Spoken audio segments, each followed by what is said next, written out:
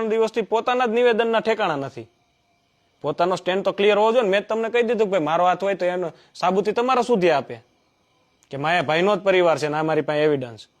પોતે જ એમ બોલે છે કે મારે આવા તકલીફો ચાલે છે બીજા લોકો સાથે. એમાં એમ નથી કીધું જયરાજારે મારે વાંધો હાલે છે કે માયાભાઈ સાથે હાલે છે.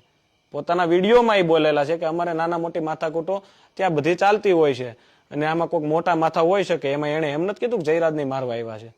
પછી 2 દિવસ પછી એમણે એમ કીધું કે ના એને જ કરાવ્યું છે. એટલે આ તો ચોખ્ખી વાત છે ને કે એમને કોકે શીખવાડેલું છે કે પોતે સ્ક્રિપ્ટેડ બોલીને કંઈક ને કંઈક અમને આમાં બદનામ કરવાનું કાવતરું અથવા તો સસ્તી પ્રસિદ્ધિ અમને મેળવવી હોય ને. બીજું શું અત્યારે તો આ ટ્રેન્ડ છે આવો. એટલે તમે એવું માનો છો કે તમારે રાજકારણમાં જવાની વાત ચાલી રહી છે એને લઈને આખો મામલો એવું હોય અથવા ભાઈને પોતાને કંઈક આમાં આગળ નામ એમનું કરવું હોય કે 5 લોકો મને ઓળખતા થાય આવી રીતે હોય તો એક જ વાત હોય ને. મારું ખાલી તમને એમ કહેવું ને કોઈ પણ ઘટના હોય તો એનું સ્ટેન્ડ ક્લિયર હોય કે ભાઈ આમની નામ છે. દિવસે દિવસે અલગ અલગ